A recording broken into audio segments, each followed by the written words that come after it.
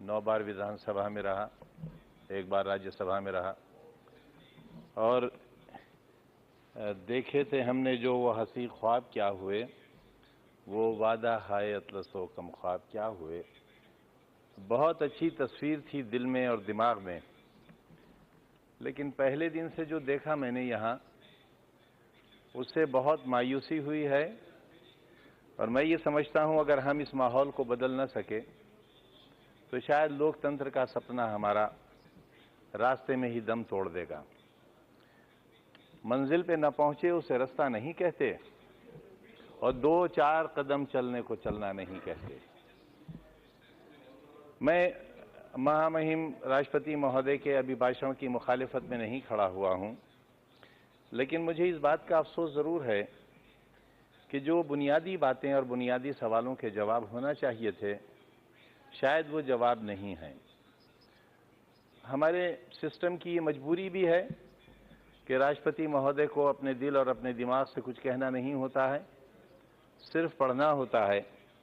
लेकिन चमन के निगहबानों को यकीनन निगहबानी मुबारक हो, लेकिन ये ख्याल रहे, यहाँ जिम्मेदार नहीं है इस वक्त सदन में, लेकिन हो सकता है मेरी आवाज़ या मेरी बात वहाँ तक पहुँचे कि सिर्फ चमन में फूलों की ही हिफाजत नहीं होती, बल्कि वो कांटे जो फूलों की हिफाजत करते हैं, अगर उन कांटों की हिफाजत नहीं हुई तो चमन का बुनियादी तसव्वुर ख़त्म हो जाता है।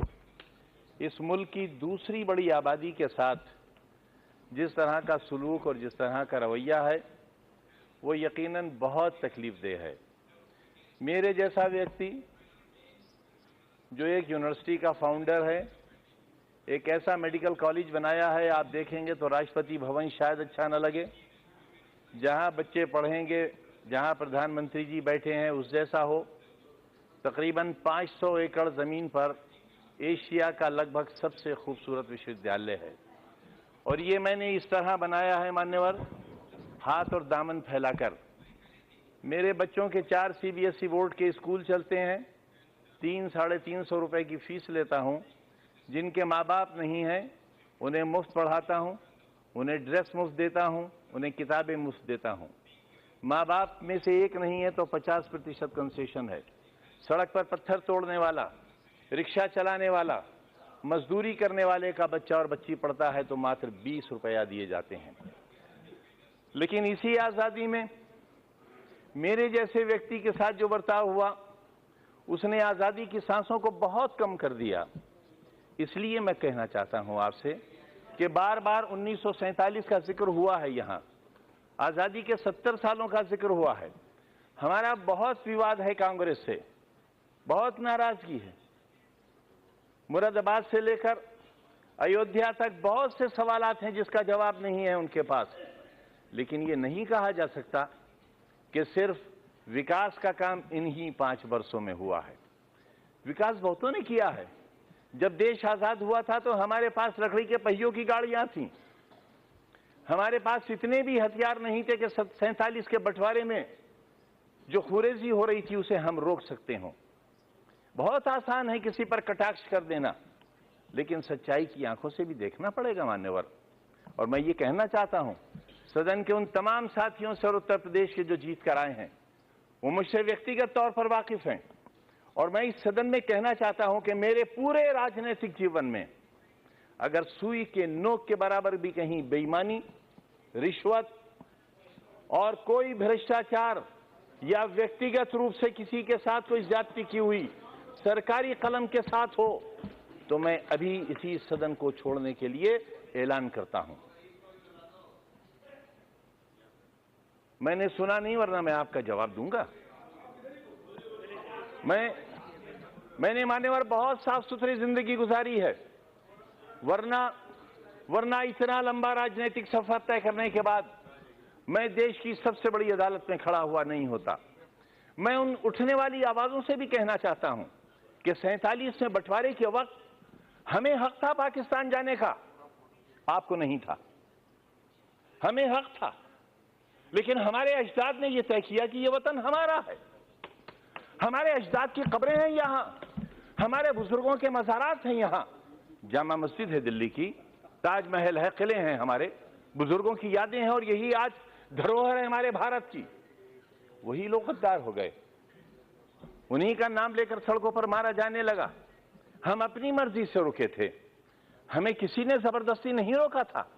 जो अपनी मर्जी से रुके उनके लिए आज ही सदन में यह कहा गया कि जो वंदे मातरम नहीं कहेगा उसे भारत में रहने का अधिकार नहीं। आप मेरी बात सुन लें, हो सकता है आपको शर्मिंदगी हो, बात वंदे मातरम की नहीं है मान्यवर।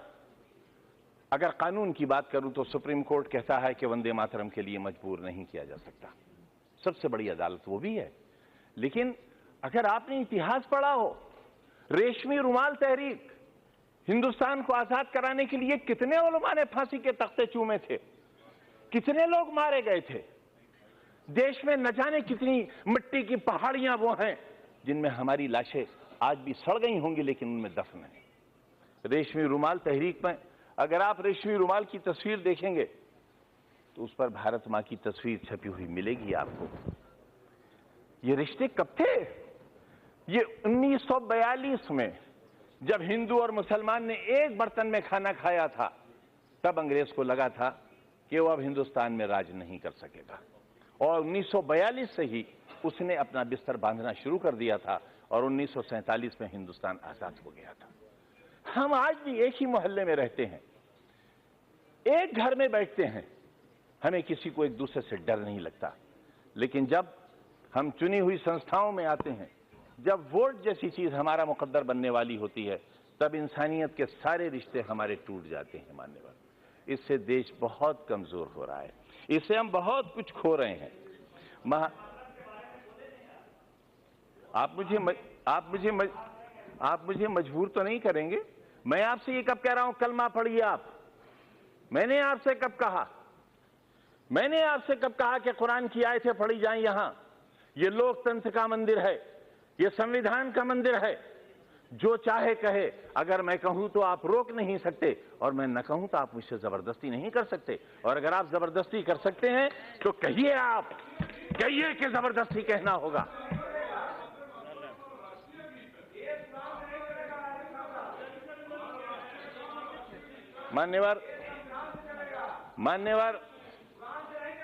मान्यवर संविधान से चलेगा, यही तो हम भी चाहते हैं, यही हम चाहते हैं। अगर संविधान में कहीं किसी मजहबी किताब का कोई श्लोक, कोई आयत पढ़ने के लिए कहा गया हो, मैं सबसे पहला व्यक्ति हूंगा जो इस हुक्म पर नतमस्तक करूंगा। मानो संविधान को। मैं भी यही कह रहा हूं, हमें संविधान को मानना चाहिए, और जो लोग संविधान को नहीं मानेंगे वो देश के साथ अच्छा नहीं करेंगे, क्योंकि ये देश बहरहाल सबका है। पूरा जिस्म हाथों से बना हुआ नहीं है, पूरा जिस्म पैरों से बना हुआ नहीं है। शरीर का एक हिस्सा खत्म कर दिया जाए, इंसान इंसान नहीं रह जाएगा। हिंदुस्तान एक बेहतरीन इंसान है, इसे बेहतरीन इंसान बना रहने दिया जाना चाहिए। ये कहना चाहता हूं मान्यवर। प्रधानमंत्री जी को, भारतीय जनता पार्टी को दूसरी सरकार बनाने के लिए बहुत मुबारकबाद। लेकिन ये याद रहे कि जिम्मेदारियों का बहुत बोझ है उनके कंधों पर। जो कहा जाए वो किया जाए। किसी को गलत नाम से, मैं एक छोटा सा व्यक्ति, भैंसे भी पालता हूं। प्रधानमंत्री जी को जनसभा में मेरी भैंसों का ख्याल रहा, मेरा ख्याल नहीं रहा मान्यवर। 4-4 साल के मासूम बच्चों को जिलाधिकारी और एडीएम स्कूल के अंदर कान पकड़कर उठा ले। यही है कानून का राज, यही है कानून का राज। ये 3 तलाक की बात नहीं कर रहा हूं मैं, शिक्षा के अधिकार की बात कर रहा हूं। एक दरवाजा जो सरकार के पैसे से बना हो, जिसे सरकारी संस्था ने बनाया हो। मुंशी प्रेमचंद की जबान थी उर्दू। उर्दू मुसलमानों की जबान नहीं है, मुसलमानों की जबान है अरबी, उनके कुरान की जबान है अरबी। उर्दू मुसलमानों की जबान नहीं, हिंदुस्तानियों की जबान है। इनकलाब जिंदाबाद की जबान है। इस जबान के साथ तासुब। उर्दू गेट बना हुआ है, तोड़ दिया जाएगा। सरकार से बना हुआ, सरकार के पैसे से और सरकार की संस्था से बनाया हुआ दरवाजा गिरा दिया जाएगा, गिरा दिया जाएगा मान्यवर। कैसे कानून का राज चलेगा? मासूमों को कान से पकड़कर उठा दिया जाएगा मान्यवर। कैसे आप शिक्षा देंगे? आप उत्तर प्रदेश में एक ऑर्डिनेंस लाने की तैयारी हो रही है। मुझे कोई परेशानी नहीं है उससे, क्योंकि मेरा गिरेबान साफ है, मेरा दिल साफ है, मेरा दामन साफ है। लेकिन मैं जानना चाहता हूं मान्यवर, संवैधानिक बाध्यता है, हम शिक्षा देंगे, हम रोजगार देंगे। कितना रोजगार दिया, कितना स्वास्थ्य पर ख्याल रखा हमने। बहुत आसान है ये कह देना कि इतना पैसा खर्च कर दिया गया, लेकिन ये बताना पड़ेगा सदन को, नेता सदन को ये बताना पड़ेगा गोरखपुर में बच्चे क्यों मर गए, इलाज क्यों नहीं हो सका, मुख्यमंत्री के क्षेत्र में क्यों इतनी मौतें हो गई, बिहार में इतनी मौतें क्यों हो गई, कितनी।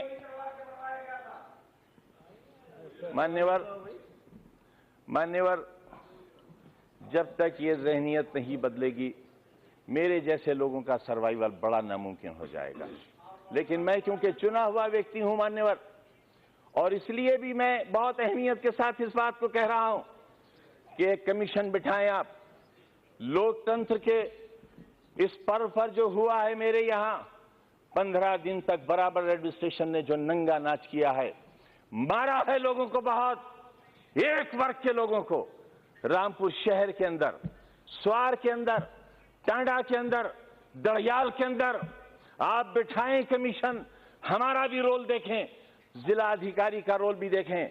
शौकिया मारा है लोगों को, दरवाजे तोड़कर घुसे हैं लोगों के अंदर, 77,000 रेड कार्ड दिए हैं पुलिस ने दरवाजे के अंदर घुसकर, और 77,000 परिवारों से ये कहा कि वोट डालने के लिए नहीं निकलोगे। जहां 77,000 परिवार वोट डालने के लिए नहीं निकलेंगे, लोकतंत्र कहां बाकी रह जाएगा। कैसे, अगर ये झूठ है मान्यवर, ये भी नोट किया जाए, कमीशन का हिस्सा माना जाए इसे। अगर 77,000 परिवारों को रेड कार्ड देकर वोट डालने से वंचित न किया गया हो, तो जो सजा ये सदन चाहे तय कर ले।